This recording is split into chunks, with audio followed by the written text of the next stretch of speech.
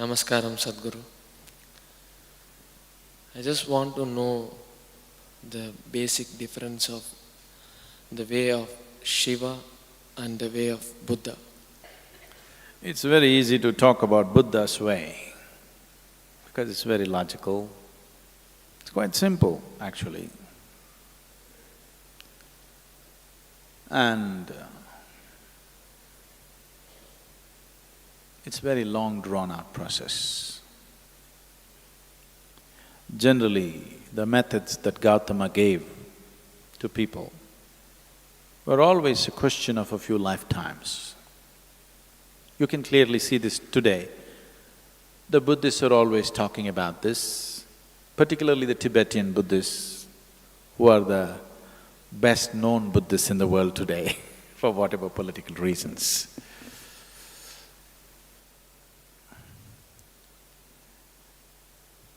They're always talking about a few lifetimes of work.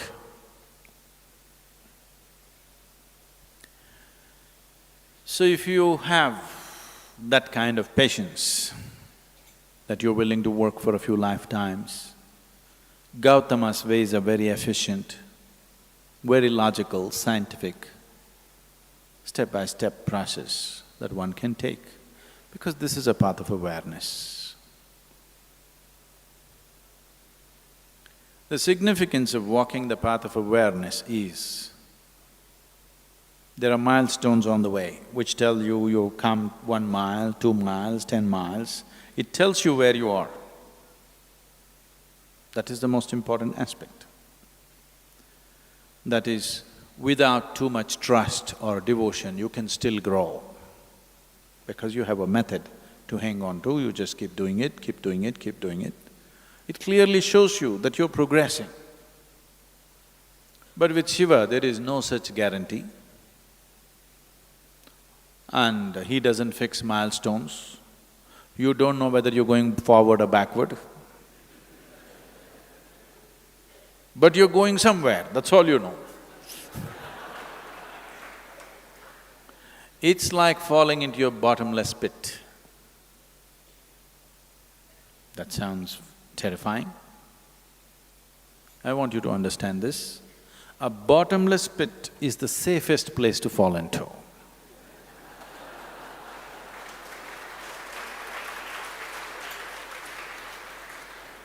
A pit with a bottom is dangerous. A bottomless pit is absolutely safe. Your life is done. If you just jump into it, it's done, simply you fall. If you ever do… has anybody done skydiving? You did?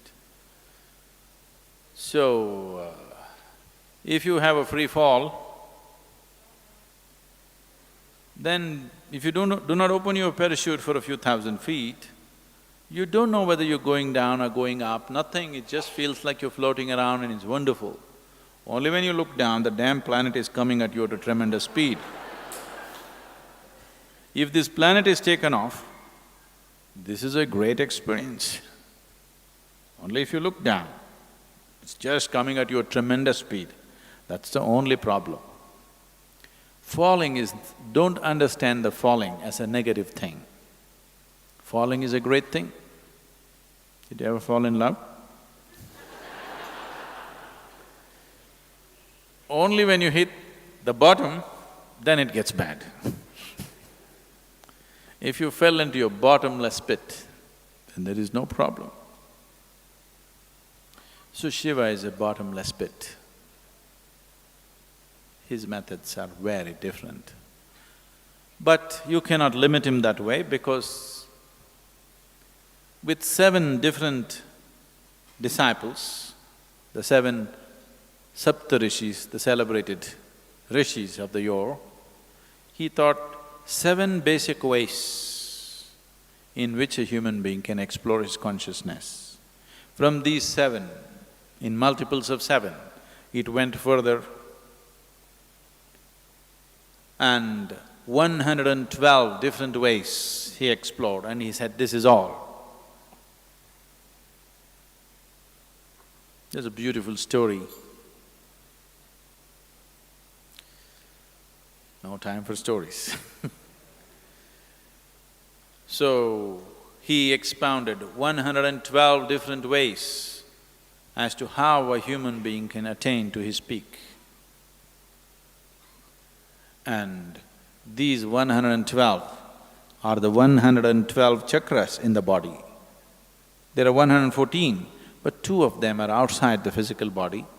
He left those two and he said, 112 different ways of attaining when you're embodied. That means every chakra in the body, every meeting point of the energy system, one particular way of attaining. So he did not leave anything out. So Buddha is a small part of his work. I want you to understand.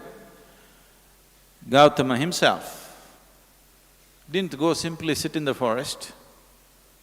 The 8 years of his sadhana, he spent with various teachers across the country. And the whole spine of this spiritual process, this knowledge, has essentially come from Shiva. Wherever it is, whichever part of the world it is, the basic spiritual process comes from this spine, and it's been taken to different parts of the world in so many different forms.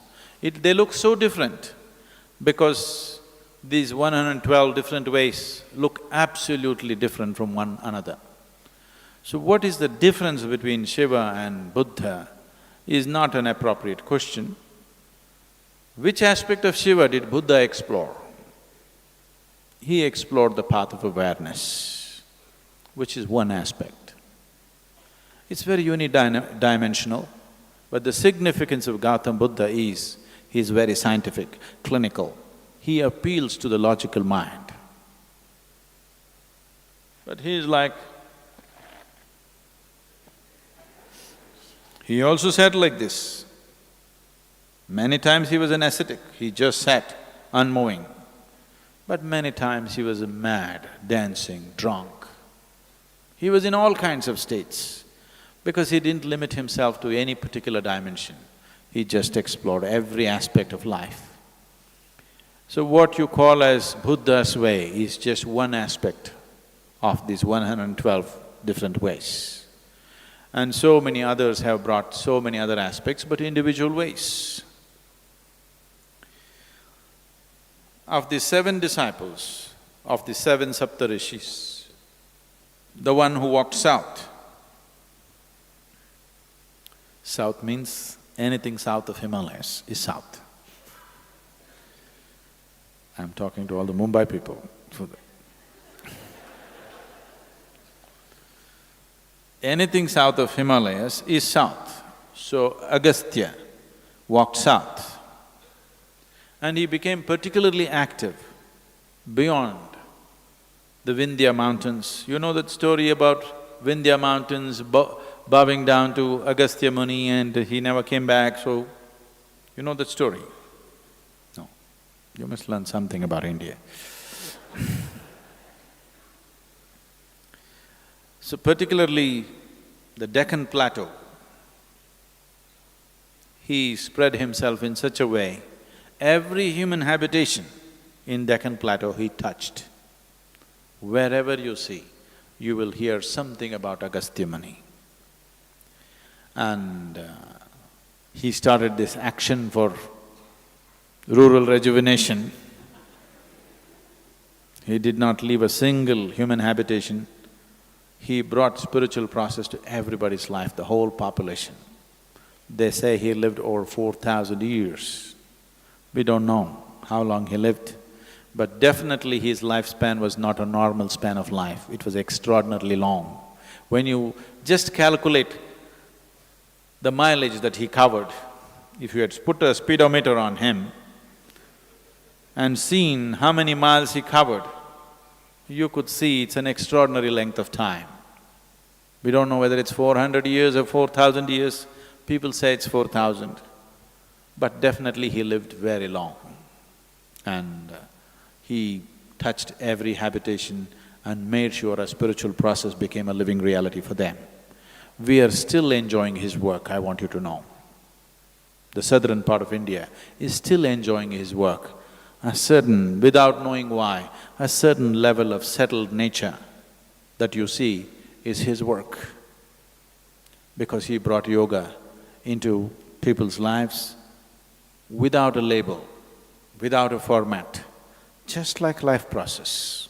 As you wake up in the morning, brush your teeth, cook, eat, all this he made it into a spiritual process, and we are still enjoying the benefits of that. If you look at any spiritual process anywhere on the planet, you will see it is not outside the 112 ways in which Shiva explored this. So comparing Gautama and Shiva is inappropriate. I have great respect for Gautama. He's a great being, no question. His work is phenomenal. He caused a huge spiritual wave, which is still on after 2,500 years. But it is not comparable. It is no way comparable. All we can say is, Shiva's work contains Gautama's work as a small element. It is less than 1% because out of 112, Gautama explored one. And the important thing is he marketed it well and he encouraged thousands of people to take the path. That's his success. But Shiva is a little too inebriated to do marketing. You should do marketing for him. He is he won't do marketing. But still, generally it's believed this is somewhere 40 to 60,000 years ago that he started his work. But after 60,000 years or 40,000 years, it is still alive, you can't kill it. You still can't kill it, isn't it? By the time I am done with my life, I'm sure I will leave him little more popular than the way he is today.